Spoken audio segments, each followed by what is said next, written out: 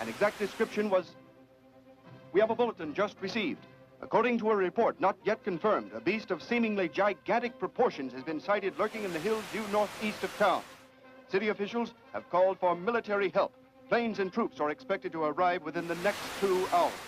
Meanwhile, citizens should take refuge in places of safety, cellars, bomb shelters, as directed by Civil Defense Administrators.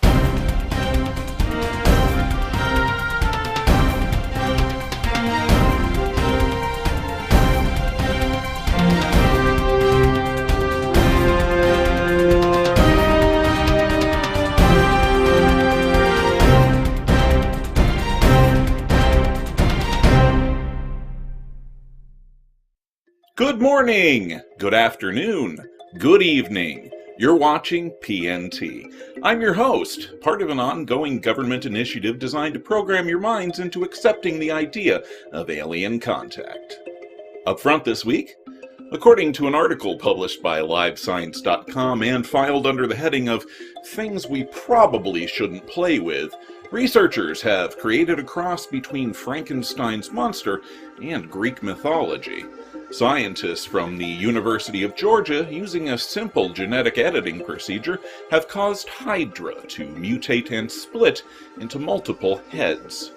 Hydra, which are small invertebrates known as polyps, are named after the mythical Greek monster slain by Hercules. Extremely hardy organisms, Hydra have long puzzled scientists with their ability to regenerate their own cellular structure on a daily basis, effectively rendering the tiny denizens of the deep immortal. Hoping to discover the mechanism behind their regenerative powers, a team led by Dr. Brigitte Galliot was eventually able to identify the on-off switch that controls the persistent polyps regeneration cycle. Called SP5, the genetic code tells the Hydra cells, known as WNT3, when to activate and when to shut off their cellular regeneration. Confirming their findings, Galliot's team were able to successfully create Hydra with multiple heads and arms by turning off and on the WNT3 gene. Looking deeper into the find, the team discovered that the WNT3 gene is not just found in simple regenerating animals, such as Hydra and flatworms, but also in mammals, including humans. With the ability to control these vital genes, the researchers hope that the discovery will lead to startling medical breakthroughs, including a cure for cancer. For PNT's part, while we hail this incredible medical discovery, we cannot help but express some trepidation at the idea of humans being gifted with virtual immortality. After all, it didn't work out terribly well for Gallifrey. From immortal invertebrates to frigid frisbees, our next story takes us to Maine, where an odd disk of ice is leading some to see it as a sign from above. Residents of Westbrook, Maine were surprised to discover recently that a large disk of ice had formed in the Penobscot River. The disk, which has been estimated at over 300 feet in diameter, spins slowly in a counterclockwise direction, entertaining local ducks who have been seen resting on the surface of the slippery circle. Theories on the sudden appearance of the moving mystery have ranged from aliens, the aquatic equivalent of crop circles, and even a replica of the moon. Far from having an extraterrestrial origin, the ice circles are a relatively rare but completely natural phenomena caused when slow-moving currents form into circular eddies. Freezing ice then gathers in the slow whirlpool, melding with the larger disk instead of sticking to the shoreline. As the ice builds up, the disk forms and begins to rotate within the eddy. Ice disks have been reported before in various areas throughout history, and according to scientists at the University of Boulder, are likely to have formed before on the Penobscot River. Only the ubiquitous presence of cell phones are now able to capture the startling natural phenomena. Local police have already stopped several residents from attempting to stand on the disk, and will continue to monitor the situation until spring. When questioned about the possibility of tense relations with the would-be ice walkers, police stated that there was no cause for concern and that they were certain relations would eventually thaw. For the final part of our weekly roundup of the weird, PNT is pleased to bring you a curious video uploaded to YouTube channel Maria Ferreira last week. The video appears to show a long, cigar-shaped craft, an almost exact duplicate of the craft witnessed by one UK pilot last year and covered in a previous episode of PNT, moving over the Billings Dam in Sao Paulo, Brazil. Let's have a look at the footage.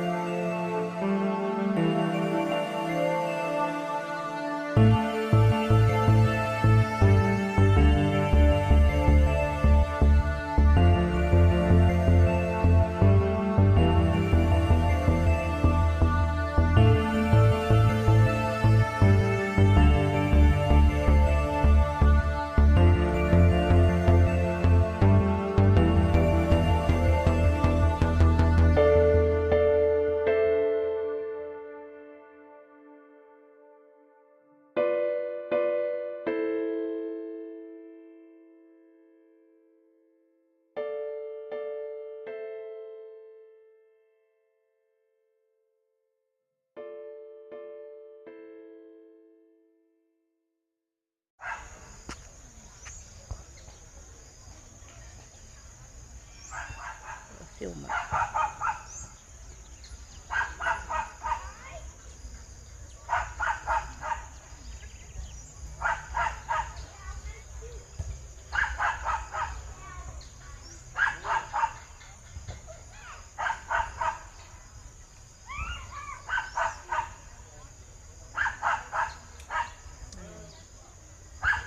Esquisito, né?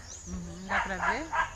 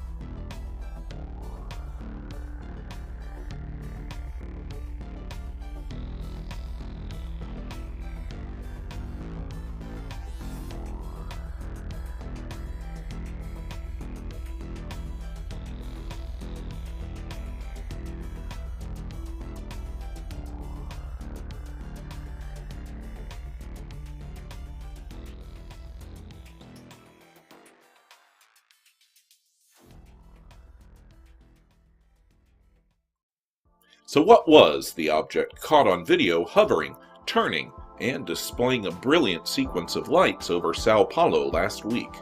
Let's run down the possibilities. As in most cases, birds can be ruled out. The object is obviously not a cloud, nor any other natural phenomena that PNT is familiar with. What about the possibility that this is just a piece of trash blown by the wind? Well, this might be the case if not for the controlled movements the object makes, to say nothing of the display of lights that occurs 3 times over the course of the footage. Balloons, then? As covered in our previous episodes on the UK Cigar and the sightings in Massachusetts and New Hampshire, ordinary party balloons would not do the trick.